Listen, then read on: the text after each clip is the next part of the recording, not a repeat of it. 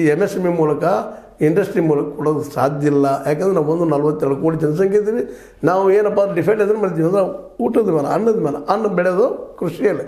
ಅಲ್ಲಿ ಅವ್ರಿಗೆ ಮಾರ್ಕೆಟ್ ಸಿಗ್ತದೆ ರೈತರಿಗೆ. ಅಲ್ಲಿ ಅವ್ರು ಕೆಲಸ ತೊಗೊಳ್ತಾನೆ, ಕೆಲಸ ಮಾಡಿಸ್ಕೊಳ್ತಾನೆ, ಪಗಾರ ಕೊಡ್ತಾನೆ, ಅವರು ಬದುಕ್ತಾರೆ. ಅದ್ರ ಜೊತೆಗೆ ಇನ್ನುಳಿದು ಯಾವ ಬೆಳಿತಾವೆ ಸಬ್ಸಿಡಿಯಾಗೆ ಜೊತೆಯಾಗಿ ಸ್ಮಾಲ್ ಸ್ಕೇಲ್ ಇಂಡಸ್ಟ್ರಿ, MSME ಇವು ಬೆಳೆಸಿದ್ರಪ್ಪ ಅಂದ್ರೆ ಇದರಲ್ಲಿ ಅನೇಕ ಸಮಸ್ಯೆಗಳು ತಾಂತ್ರಿಕತೆ ಹೋಗ್ತವೆ.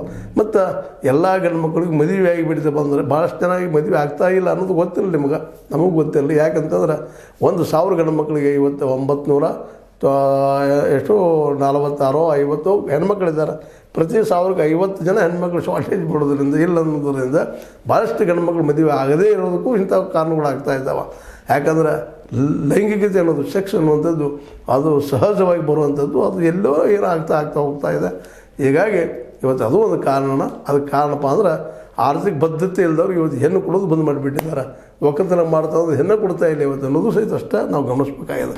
ಇವೆಲ್ಲ ನಾವು ನೋಡೋದಕ್ಕೆ ಮಾತಾಡೋದಕ್ಕೆ ಸಲದ ಅನಿಸಿದ್ರು ಇವುಗಳಿಂದ ನಿಶ್ಚಿತವಾಗಿಯೂ ಈ ಇಂದಿನ ಸಮಸ್ಯೆಗಳಿಗೆ ಕಾರಣಗಳಾಗ್ತಾ ಇದ್ದಾವೆ ಅನ್ನೋದನ್ನು ನಾವು ಮರಿಬಾರ್ದು ಅಂತ ಹೇಳ್ತಾ, ಇದು ಒಟ್ಟಿನಲ್ಲೇ ಇದು ಹೋಗಬೇಕಾಗಿದೆ. ಇದಕ್ಕೆ ಮಾಡಬೇಕಾಗಿದ್ದು ಒಂದು ಉದ್ಯೋಗ ಸೃಷ್ಟಿ ಜೊತೆಗೆ ಈ ಹೆಣ್ಮಕ್ಳು ಕಡಿಮೆ ಹಿಡಿಯುವಂಥದ್ದು ನಮ್ಮ ಹೆಣ್ಣನ್ನು ತೆಗಿಸಿಬಿಡುವಂಥ ಕೆಲಸಗಳು ಅದು ನಿಲ್ಲಬೇಕು.